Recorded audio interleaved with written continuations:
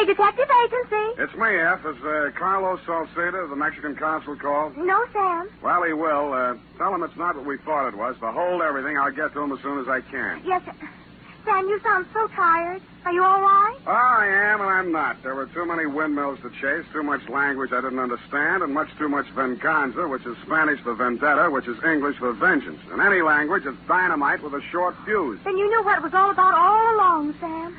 It was revenge. It was, and it wasn't. Oh, I'm afraid I don't understand. What about the girl? Is she all right? She is, and she isn't. I am confused. Exactly par for the course. But don't worry, Ed. It'll straighten out like starched spaghetti when I come down to say it with flowers, dictating, as I will, my report of fury and ferment on the red Anapola caper. Anapola, my pretty little poppy. Oh, Sam. That's as off key as I'll be today. Mr. Salcido called. I told him what you told me to tell him. For more I couldn't ask, Ed. He understood what you meant perfectly. I don't understand a thing. You will. You know, I may have to trade this stuff in for tequila. No messing around there, straight to the point. A virtue some people might do well to cultivate. Just tell me one thing, Sam. Was it a sour cake? Let's not tarry, F. To the point, remember? Pad ready. Uh-huh. Pencil poised. Knees crossed. Yes, Sam. Skirt a little bit higher. Oh. But all I want to know is... All right. Date, fill it in. To Detective Lieutenant Kelsey, Homicide Detail, San Francisco Police, from Samuel Spade, license number 127596. Subject, the red Anapola caper. The following is, as you requested, a detailed account of the 31 hours, 16 minutes I spent on the case of Armando Rios and daughter. I trust it will answer all your questions, solve your commissioner problems, and enable you to speedily dispatch your duty as one of the city's finest. May heaven help our city.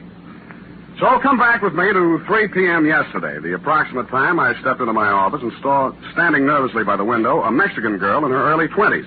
Her clothes, though neat and clean, were rummage sale specials which had seen better days. Her bare legs were too thin, her features too drawn. But the midnight color of her hair and the largeness of her eyes told me she could have been beautiful if things had gone another way. I'm glad you have come. I couldn't have waited much longer. Oh, I'm sorry. I didn't know you were here. My name is Andrea Rios. I would like to hire you. Mm-hmm. But I do not have much money. Well, much money may not be needed, Miss Rios. What is it you want? Your time, Mr. Spade. You see, if you accept this job, I must have all of your time from now until tomorrow morning. If you cannot accept, you must tell me now so I can get someone else. I see. I can only pay $30. I know it is much to ask for $30, but... Then ask for more for less. The job may be difficult for you. You will not be able to sleep. Well, I can make that up on somebody else's time. Then you will help. Yes, I think so. I would like to hear more about it. We will go to my father. You will learn more there.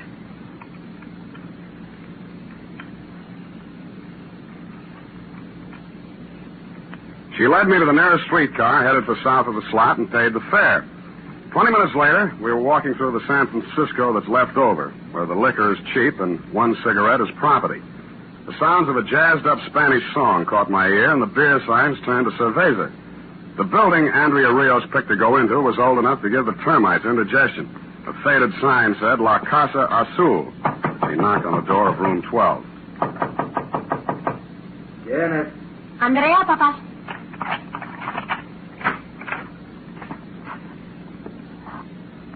The weather-beaten face that stood in the doorway figured to be 60, but the age should have come from concern.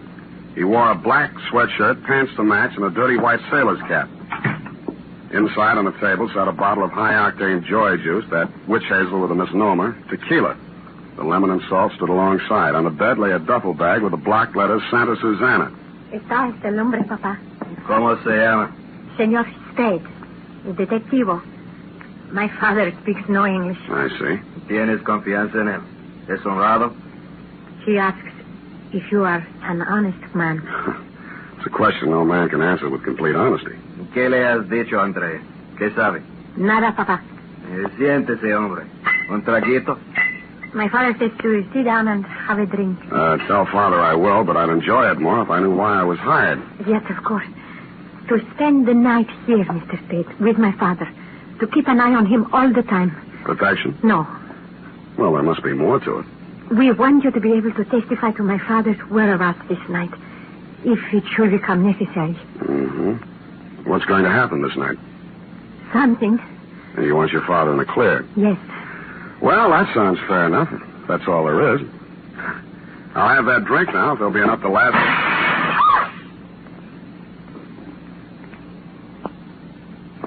The window pane came flying in, and the ugly muzzle of a .45 silencer attached stuck through. I yelled, so did Andrea. But the gun yelled louder and with more effect. The bullet struck Andrea in the side. She lurched crazily, then folded in her father's arms. He began to mumble her name and cry. I jumped to the window. Pulling away was a black Buick sedan with driver unidentifiable. So were the license plates. They were covered tightly with a cloth. It was a pro job from beginning to end, and a clean getaway.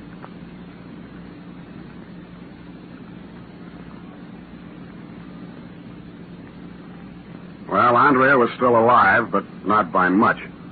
I turned up a phone in the lobby. One nickel got me to the emergency hospital. The other brought me homicide. When I got back to the room, Andrea was still lying there, but she was alone. Armando Rios, her father, had gone. And I thought I knew why.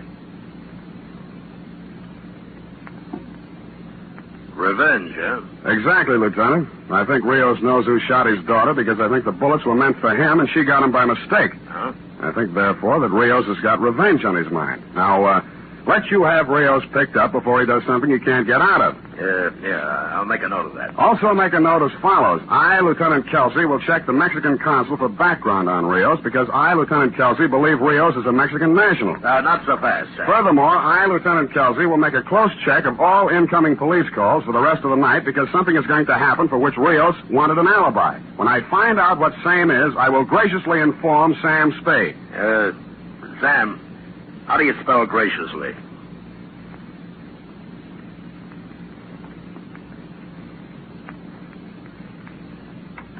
I went to the offices of several Mexican-language newspapers, told them the story, and asked them to give a place of prominence to the fact that Andrea was alive, asking Armando Rios to go directly to the nearest police station and wait until contacted.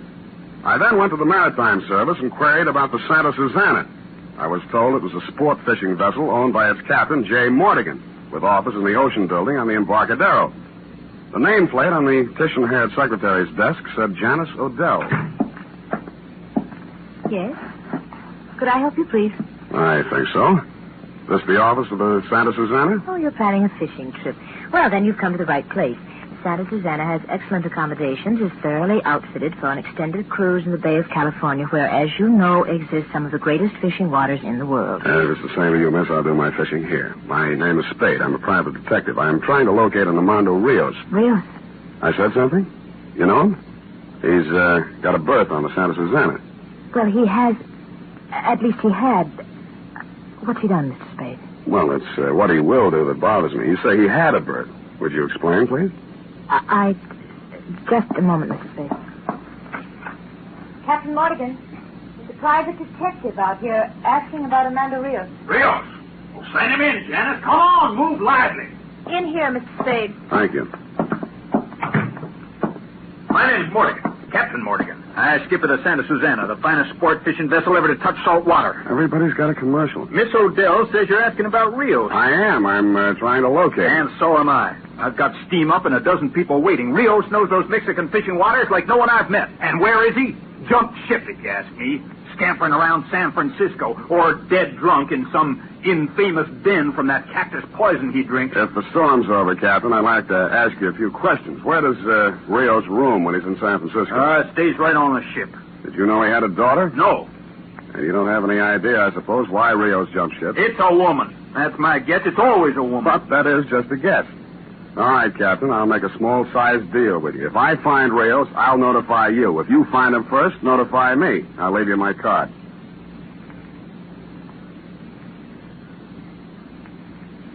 Mortigan agreed, and I left, pausing only long enough in the front office to give Janice Odell my phone number in case she saw Rios. She gave me her phone number, and it was a fair exchange. 20 minutes later, Lieutenant, I was meeting with Carlos Salcido of the Mexican consul's office. A wire he had sent to Mexico City had brought results. So, Mr. Spade, you have not yet found Armando Rios, but are still desirous of preventing him from consummating his revenge. I fear perhaps you are too late. What information have you got, Mr. Salcido? First, Armando Rios was arrested in the Mexican state of Sinaloa for the growing of the red Anapola. You are aware of what that is? Anapola means poppy from the song of the same name. Exactly. The red poppy grown for the production of narcotics. The arrest occurred on August 19th, 1946.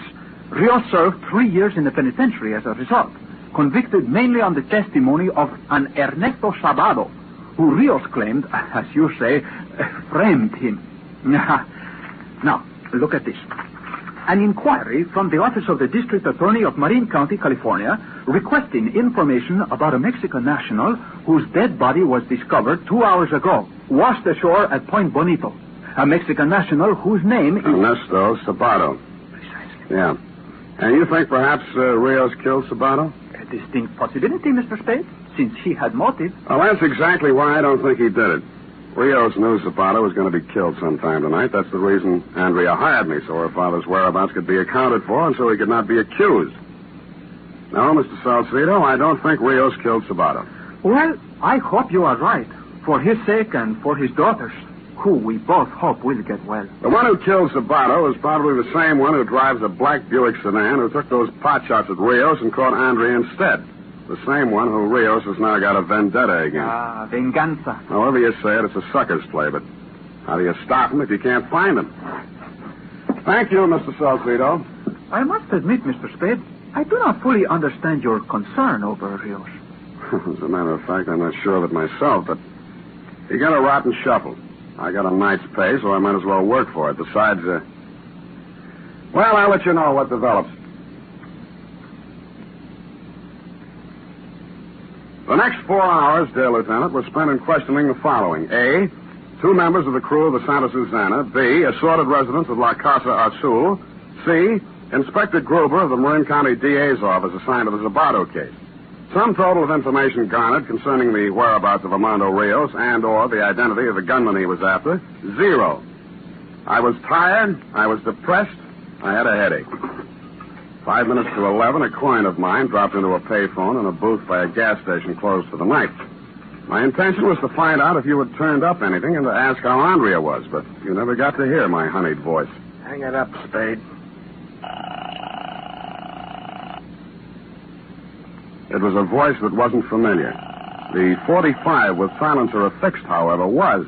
It didn't take me long to start perspiring. Leave the nickel, Spade. You won't need it. Good evening. I've been wondering about you. I'll bet you have. You're sort of a novelty, you know, the only myopic gunman I've ever met. What's that mean? You're nearsighted. You got the wrong person back at La Casa Azul. Boss will have to send you out again for Rios. I don't like you, Spade.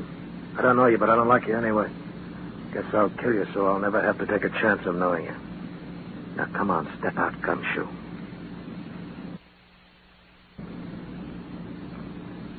He urged me out of the phone booth up the street a few paces to the head of an alley with a blind end. There he parked himself in a fire plug. I wished him all sorts of bad luck, and he told me to start walking into the alley. Mine was small choice. But as I moved away from the gunsel toward the alley's end, my eyes searched for means of escape. All right, Spade. That's far enough. Now I'm going to pick your eyes out. Turn around. I stood frozen for a moment, then spun and looked. The gunsel had pitched onto the sidewalk, but the 45 was still in his hand. I moved up to him slowly with a maximum of caution and took a closer look. He was as dead as he could get. A knife in his back had done the job. That's when I looked up the street and saw a figure in fast retreat. It wore a black sweatshirt, pants to match, and a dirty white sailor cap. It looked very much like the venganza of Armando Rios was accomplished.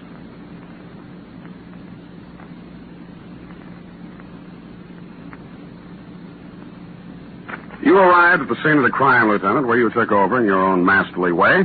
By the adroit maneuver of looking into the dead man's wallet, you uncovered the fact that he was a Los Angeles import named Max Rapper. You then examined the knife in his bag and discovered, as I had previously, the initials AR, for Armando Rios, cut into the handle. That, plus the fact that I and other witness had seen Armando Rios flee the scene, made it open and shut. Rios was now wanted for murder.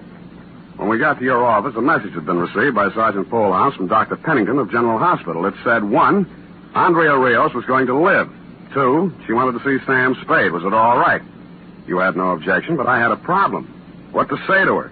Could I say it was nice she was going to get well, and, oh, by the way, your father just killed Max Rapper, and the state will do likewise to him, or what?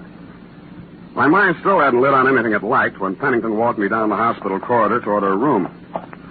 Yeah, she's a lucky girl, Mr. Spade. Could have gone the other way. Yeah, would have been unlucky.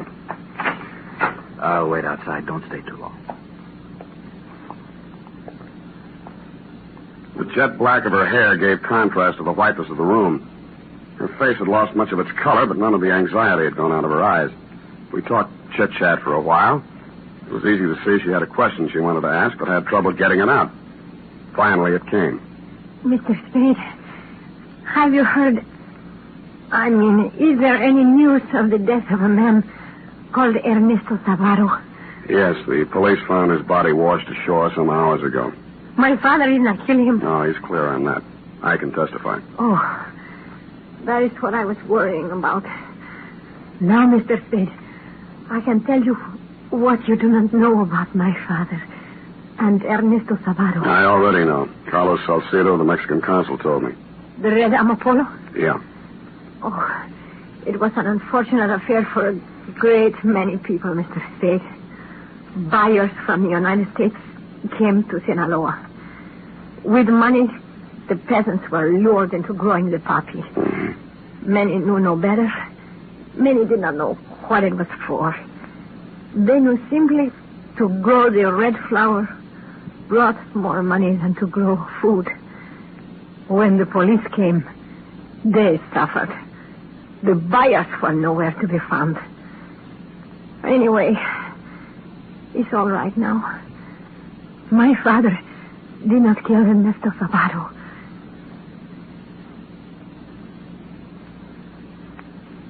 No, Lieutenant, she did not learn about Max Rapper's killing from me, or that her father was now a fugitive wanted for murder. I also didn't ask her some questions I could have asked, like, how did she know Zapata was going to be killed? Did Rapper do it, and why? Somehow it didn't matter. It had turned sour all the way down the line. And besides Sabata was Inspector Gruber's problem, not mine. 20 minutes later, I walked into my apartment, uncorked a live one, and started at the top. 4 fingers down, the phone began to ring, but I didn't pay any attention. The sky was just beginning to light up with morning, and I remember saying to myself I was still technically on the Rios case, but actually there was no case to be on. When I couldn't stand the phone rings any longer, I lifted the receiver off the hook. Sam? Sam? Hello? Sam, this is Janice Adele. I just saw Rios. Well, He's going to kill Captain Mortigan. Mortigan? Why He Mortigan? went to the Santa Susana after him. Pier 32. Rios is wild. Stop him, Sam. Why call me? Call a cop. Hello? Hello?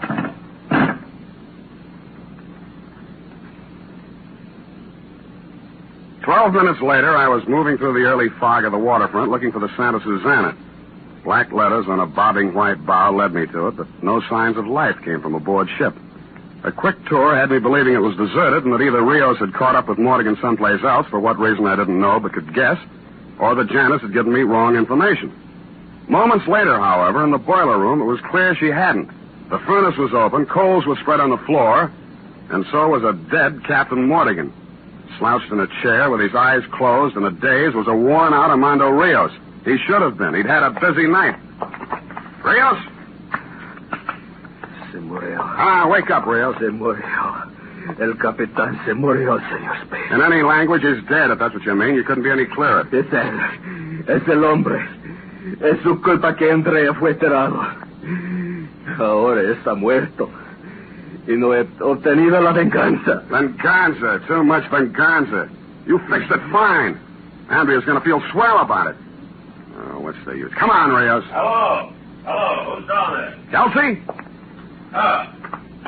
It's you, Sam. What are you doing here?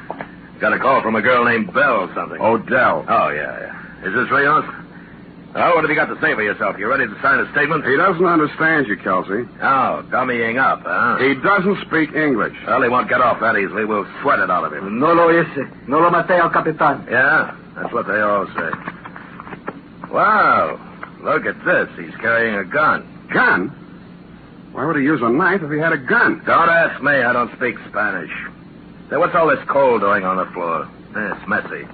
Looks bad in photographs. Yeah, well... Wait a minute.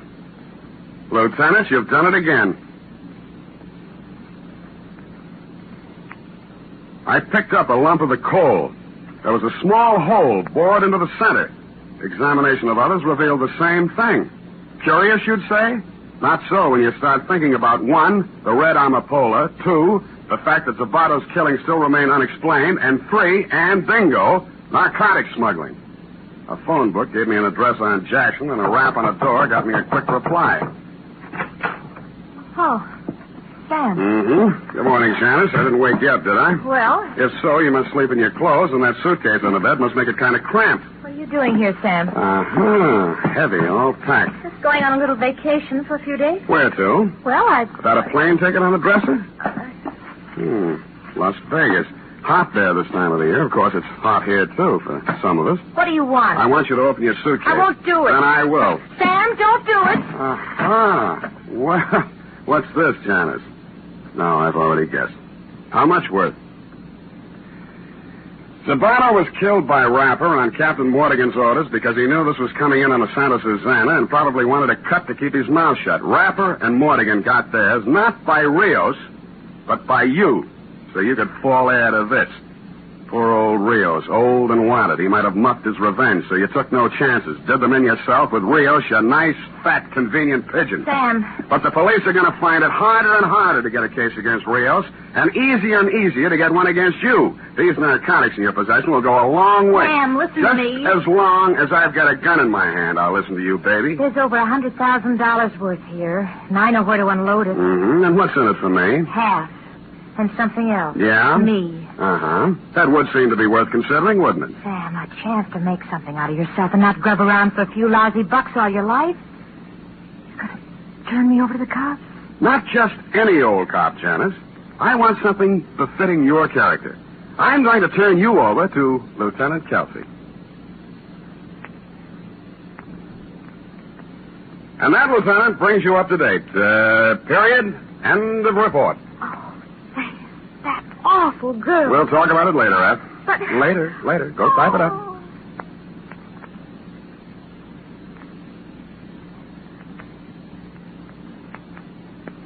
Well, here it is, Sam. Can we talk about it now? We can. How could that girl have thought for one single moment she could turn a man like you into her accomplice? Very poor judgment. To sell dope yet? Yet. Do I look the type? I should say not. You're upstanding and clean cut. Well, thank you. Maybe she was nearsighted, too. Anyway, I'm glad it's over and it had a happy ending. Well, I'm glad if you're glad. Now, rush that over to Kelsey so he can look good in the eyes of the commissioner. Then phone Mr. Salcedo and tell him the lieutenant's got all the facts. And one thing more. Yes, Sam? Have the florist send a bouquet of flowers to Andrea at the hospital. Oh, Sam, that's very nice of you. Think so? One thing still more. Close your eyes and have the florist send a bouquet of flowers to you, too. Sam! Easy, Eph. How do you know it's not coming out of your salary? That's true, too. Good night, Sam. Good night, sweetheart.